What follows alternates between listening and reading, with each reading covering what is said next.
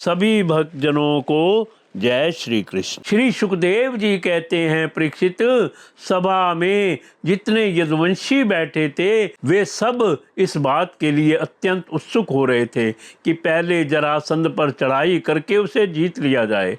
अतः उन्हें नारद जी की बात पसंद ना आई। तब ब्रह्मा आदि के शासक भगवान श्री कृष्ण ने तनिक मुस्कुराकर बड़ी मीठी वाणी में उद्धव जी से कहा। भगवान श्री कृष्ण ने कहा, उद्धव, तुम मेरे हितैषी स्वध हो, शुभ सम्मति देने वाले और कार्य के तत्व को भली भांति समझने वाले हो, इसीलिए हम तुम्हें अपना उत्तम नेत्र मानते हैं।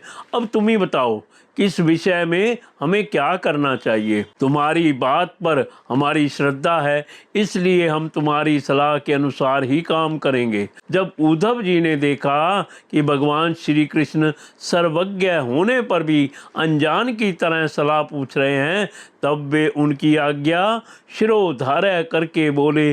श्री सुखदेव जी कहते हैं, परीक्षित, भगवान श्री कृष्ण के वचन सुनकर महामती उद्धव जी ने देव ऋषि नारद, सभासद और भगवान श्री कृष्ण के मत पर विचार किया और फिर वे कहने लगे।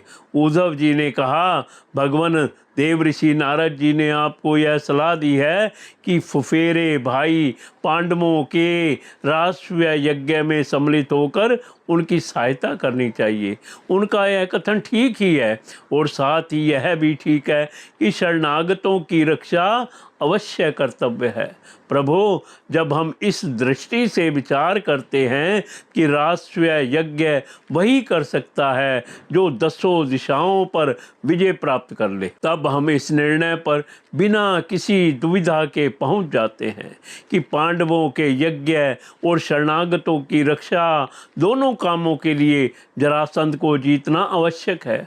प्रभु, केवल जरासंध को जीत लेने से ही हमारा महान उद्देश्य सफल हो जाएगा, साथ ही उससे बंदी राजाओं की मुक्ति और उसके कारण आपको स्वेश की भी प्राप्ति हो जाएगी।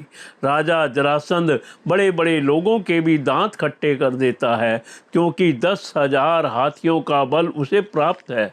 उसे यदि हरा सकते हैं तो केवल भीमसेन, क्योंकि वे भी वैसे ही बली हैं। उसे आमने सामने के युद्ध में एक वीर जीत ले, यह सबसे अच्छा है। सो अक्षुणी सेना लेकर जब वह युद्ध के लिए खड़ा होगा, उस समय उसे जीतना आसान नहीं होगा। जरासंध बहुत बड़ा ब्राह्मण भक्त है। यदि ब्राह्मण उससे किसी बात की याचना करते हैं तो वह कभी कोरा जवाब नहीं देता।